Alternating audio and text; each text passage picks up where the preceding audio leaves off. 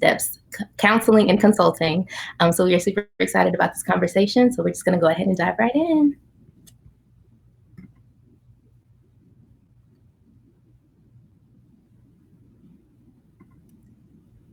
Hey. Hi, Erica. How are you doing? Doing well. How are you? Good. We are so happy to have you here with us today. I'm happy to be here. I'm so excited. Okay, y'all, we're having a little moment. But it's okay. Look cute. I don't.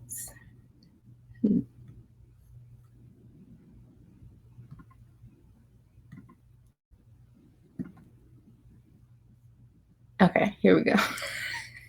Yay! Okay, technology, it's great when it works, and then when it doesn't, you look a little crazy, but that's gonna be fine. So, Erika, how are you today? I'm doing well, sis. How are you? Good. Thank you for joining us. We are super excited to just learn more about your business, how you got started, how you are doing during coronavirus, COVID-19 epidemic, pandemic season, and just how you are staying sane through all of this.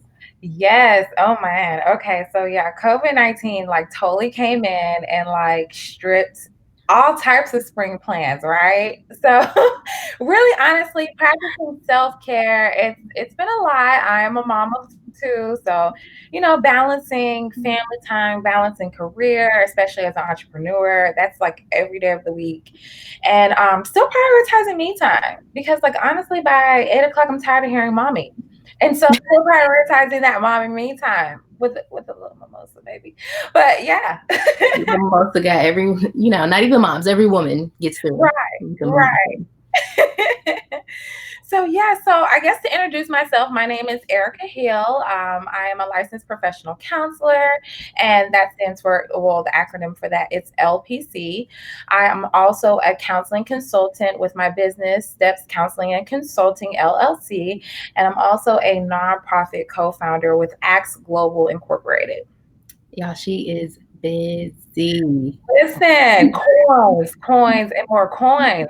Okay, listen. We love it.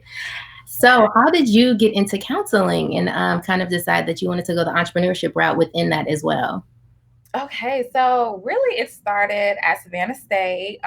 Go HBCU. So for me, like my undergrad, my major was in behavior analysis, sociology. So I've always had an interest in behavior and just how the mind works. And so for me, my first job out of college was at a behavioral residential treatment center for emotional and behavioral issues for children. And so with that job, it was a lockdown unit with kids with suicide ideation, self-injurious behavior, runaways, you name it, they were there, 1013 to the state. And so for me, it was okay. I was grateful that I was having this ability to touch these kids and help them, but I was like, okay, what can I do to be the prevention matter? Like, okay, I'm here now intervening, but what can I do to like get them before they reach to this level of a residential treatment center? And so that's when I went back, got my master's in school counseling. So that way I can get kids at school, get them like before they even hit the residential treatment center. And so I did school counseling for a while. And then for me, it was like, okay, the kids aren't really the issue, it's the parents. So, all the way around, it's the parents and it's the family structures and just the whole nine. And then it was becoming like teachers, and staff and my coworkers were coming to talk to me. So it was like, okay, you know what? For me, it was like not only just a professional step, it was also like a religious thing for me too. So it was like, okay, if God's placing these people in my life, I need to advance myself so I can like ethically and effectively help them. So that's what made me go and get my NCE, which made me a nationally certified counselor. I sat for that exam, and then from that, I went and got my hours to become an LPC, started my businesses, went back to school for my PhD. And so that is what got me here to like full-blown LPC. For my business steps, what made me a counseling consultant was, again, going back to school counseling. I was seeing like, okay, where was my school counselor? And no shade to her, but like, do you remember your school counselor? So I only remember one of them, and it was because I transitioned from private school to public school when I was in 7th grade. And so I think because of that, and I had been in a private school since I was in 1st grade, I worked a little bit closer with my counselor. But Okay. outside of that 7th grade year, I have no recollection of any type of counselor in high school at all. Like Right. no real guidance counselor, whether it was talking through issues or problems or like trying to just those teenage woes, like whatever that may be, or even when it came to like college, I have no memories at all. Yeah, so that was like a big issue, like a red flag when I started to notice, like, wait a minute, where was my counselor? And then I'm having like other conversations with like other people, and they're like, I don't remember mine. And so, right, like, wait a minute. So one of my really, really good friends, best friends, she's a school counselor. So she and I like sat down and was like, you know what? We need to provide workshops for other counselors so that they could be like us, not even just be like us, but provide those same services so kids can no longer say, I don't remember my school counselor. That's a problem. Like, that's a big issue because middle school, like, come on, we already know what was going down in middle and high. And so, like, that's an issue. So, that's really what, like, helped us form steps. And then we started to develop other workshops as we started to see a need for it. And Mhm. then with ACTS, my nonprofit, that also still came back to school counseling. It was just like, okay, how can I serve these kids and their parents outside of school hours? Because a lot of my students, like, their only meal was at school. Their only way of help with homework was at school. And so it's like, okay, what happens during summer break? What happens on the weekends? And so my line sister, Jaleesa, our line sister, Jaleesa, We are okay. yes, yes, anyway, don't Yeah, and I'm super excited because I was going to say, tell us a little bit more about ACTS. Like, you kind of mentioned it, but what does ACTS do? So ACTS is an acronym that stands for Advocating Children Toward Work Success. And so what we do is we work with children 11 through 17 with our HEAT program, and we focus on 4 pillars, which is higher education, economics, agriculture, and technology. And so on top of helping them with those skills, we also like do mentoring, character development, mindfulness behavior. So we really like focus on the whole child while also giving them the skills to build like generational wealth for when they now produce their own families and they go out into the community. So yeah, like all of my things are different, but they're all connected in a way of just really humanity and just me being me, helping. I love it. It's like if you actually build strong children, then you don't have to fix broke parents or just broke adults. Absolutely, So I absolutely. absolutely love everything that you're doing, especially in our community. Like, we need this. There are some things that just have been continuing, just due to us not knowing better as a generation. So I'm super grateful for the work that you're doing, and just for others as we start to learn better and do better, that we make sure we share that information and help the next generation too. Absolutely. Absolutely. Thank you. Thank you. Yes. I guess as you've been doing all this, it has definitely been a process for you to kind of see an issue, decide I'm going to go into this area, and now I'm stepping into a business owner. What are some challenges just you've kind of gone along the way, whether it is setting up your counseling business or setting up the nonprofit? And how did you guys overcome those? So challenges is really honestly finding the time because My bad, y'all. I'll be forgetting my phone silent. We spending no time. she's a businesswoman. Call me 2020, okay? What quarantine says? Y'all need help with social media. Yeah. Okay. Go ahead. Well, oh man, I kind of slipped the question. If you don't So the mind, question, just some challenges you have encountered either setting up your business, kind of going through the process of even school or balancing, building the business, or even just setting up the nonprofit with X. oh yeah. So yes, you're definitely going to come across challenges. Really honestly, the main challenge is like finding balance, trying to balance, because what I did was I still had my full-time job while I was also starting my businesses. So that finding that balance of like, yes, I gave 8 hours to this job, but when I go home, I need to give 30 minutes to my business each day. And that was like my mind frame that I had to start to develop was, okay, if I can give this amount of time to somebody else's dream, I need to give this amount of time to my dream. And so just finding that balance was a struggle. I'm not even going to sit here and say like, I just jumped out the gate and was like, oh, I'm doing this and this. No, like I had to like really figure out how to balance it all while also balancing family time because like I have a husband, I have 2 kids. So I had to get a planner. Getting a planner, Mm. getting organized, that is like the main thing when you really want to start to like step out there and step into that entrepreneurial role. Also, I would say you're going to invest a lot of your money. And so a lot of Preach, sis. you're going to invest you're going to come out the gate making money. You're going to be spending more money than making. But honestly, you have to invest. You have to invest in your business. And one thing that always helped me, if I can't sit here and invest in a website, if I can't sit here and invest in merch, or if I can't sit here and invest in what's going to bring my business to that next level, how can I expect somebody to invest in me? And so having that mindset and having that mind frame was like, okay, if I can sit here and invest in myself, I know I'll get that in return. So like, yeah, investing your money is difficult because you're like, wait a minute. Are we gonna make any money from this? Like, I don't know what I'm doing. And I'm not gonna lie, you're gonna spend money on things that can either be cheaper or you may not need them. I will never forget when I registered my business as an LLC, and then I didn't even realize I needed an EIN number for like a few months. And so, girl, I signed up not knowing that you could just go do that yourself. Something popped up, and I'm like, oh, it's $100. Like, oh, okay, I'm gonna have to pay for it. And then when I did it for SocialOur, I was just like, oh, I didn't actually have to pay anybody. Like, I could have just went to irs.gov. So just there will be moments where you do get got, but like you said, it's a learning lesson, and it always pays off. And hopefully, people are sharing that information. So now, anytime I hear anyone talking about an LLC or registering, I'm like, once you do your AIN, please realize you do not need to pay for it. Mm-hmm. Just go to irs.gov and they will walk you through it.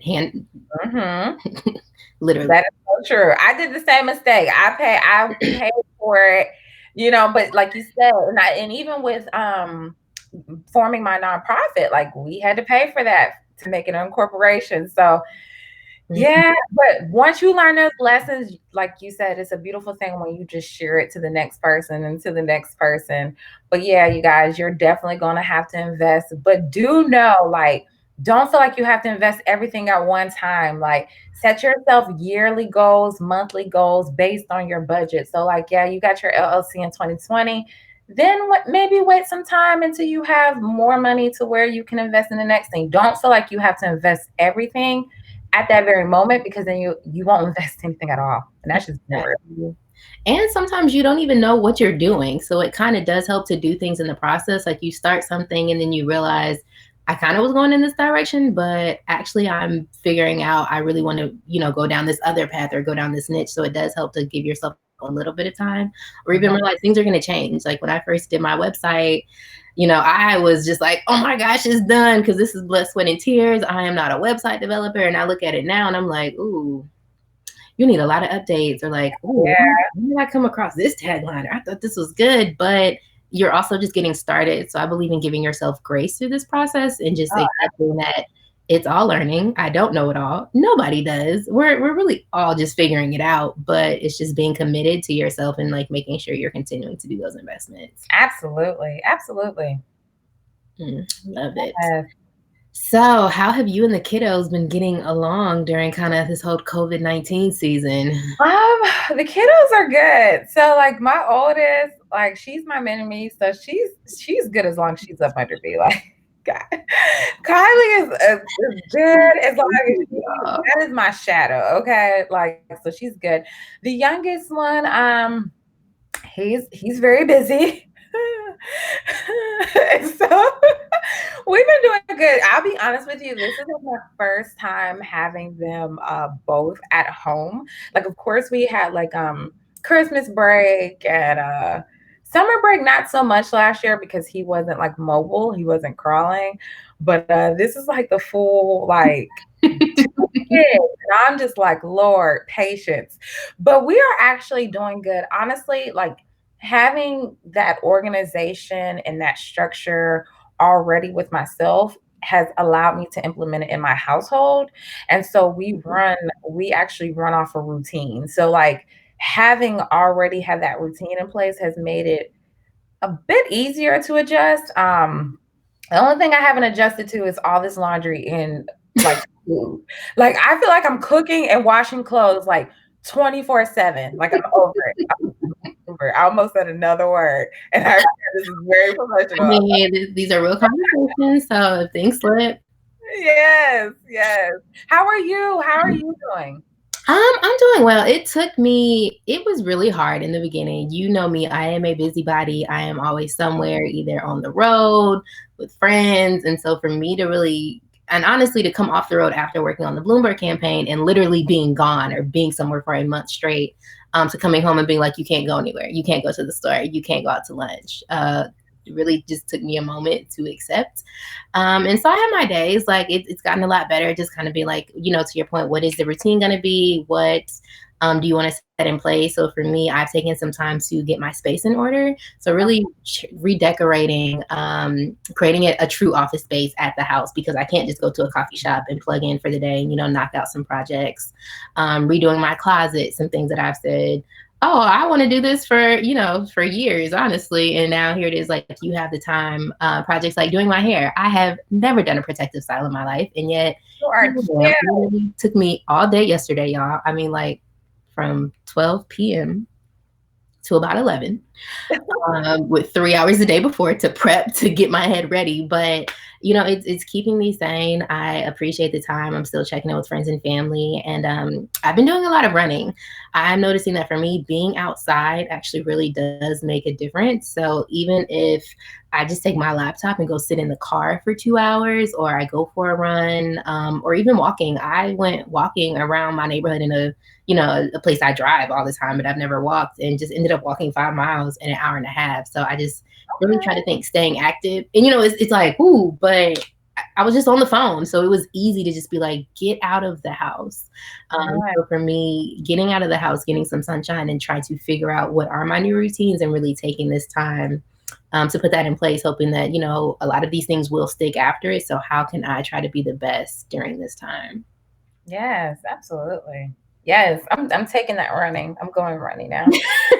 I was like, if nothing else, because for the first week or two, it was like eating, like I stayed hungry. Like I just felt like I was forever snacking. So I was like, we got to do something to combat that. Now that's not bad. But for me, I think running is at least one thing that I can control too. So when I do get in my head, or I do start overthinking, or I feel like I'm not doing enough, or I'm not where I should be, or I'm just like in my head, that is the scariest place for me to be in. And there's no distractions because you can't run anywhere. So as I'm dealing with that and trying to like ask myself, why do you feel this way? Or why are you judging yourself so harshly? Or what is it that you need to work through? Being able to go run and saying, I can commit to running 3 days a week is something that I can control. And then it gives me like a little piece of satisfaction to be like, okay, we're motivated, we're moving forward, and taking that. So that's kind of been like my piece in all of this. Good, good. I like that. Yeah, love it.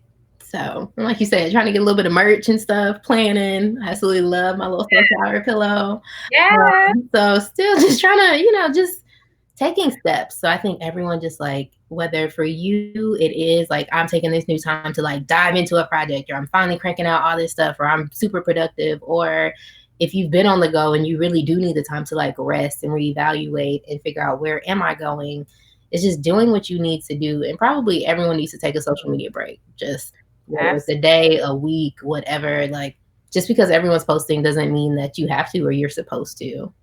Absolutely. Absolutely. Create that content schedule. A lot of times when I know like I need to mentally disconnect, for me, like, okay, so like, of course, social media is like a great place to post your content and to market yourself. So what I do is I do that early in the day.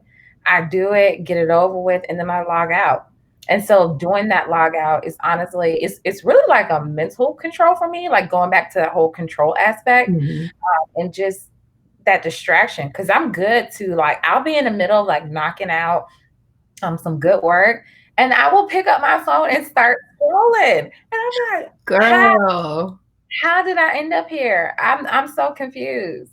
I do it How? all the time. Earlier today, actually, I was picking up my phone to pick up the calendar because I was doing an invoice. So I needed to like look back and like check my times, order some dates. And I should have just pulled out my planner. I pulled out my phone. Next thing I know, I'm on social media for like 20 minutes. And I'm like, hold up. Mhm. What was that? You were supposed to be in your calendar. Like, how did you get here? Mhm. And then it's Mhm. like, okay, let's get back on the production wheel. Like, let's go back to being productive and knocking some stuff Yeah. out. So it is a back and forth. I completely agree. Yeah, that Instagram, Facebook, I had to honestly like delete Facebook for a little bit.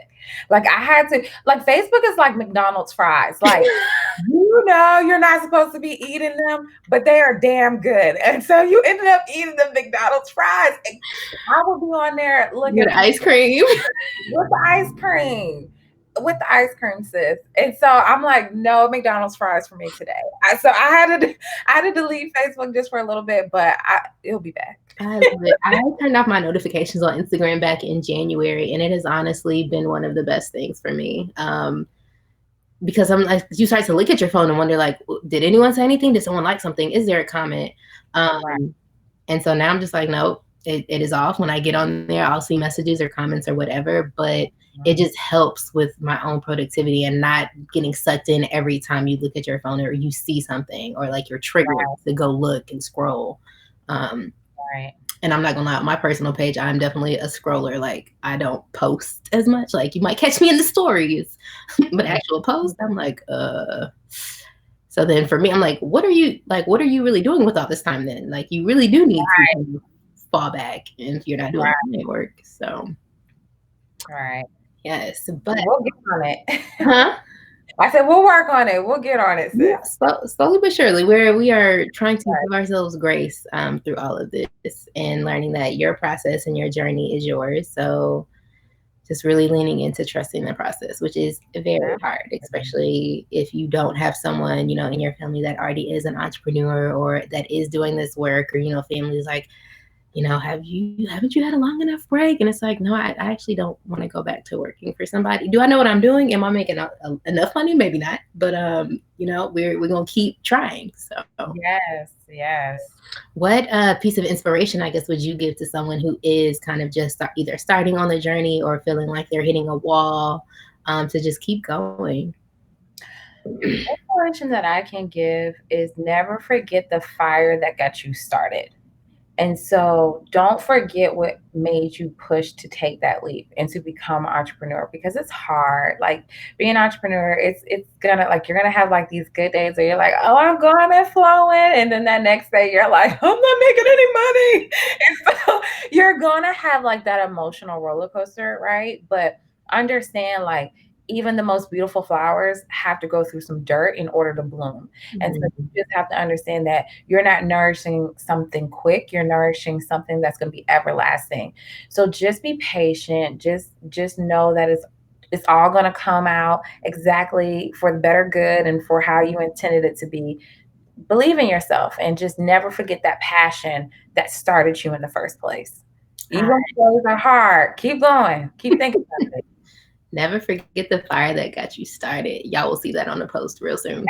Take it, because no, honestly, it's real. And I'm saying it, but I have to also remind myself to live it, because there's days where I'm just like, what am I doing? And am I doing something right? But, going back, and of course, I'm not pushing religious or spiritual beliefs on anybody, but like, if God put it in your heart to do it, that means it's a need to do it. And so a lot of times, like, if you ever like have an idea, right? And you don't act on it, but then you'll have a conversation with somebody and they'll exactly say the same idea that you already had. You be like, damn, I was just thinking that.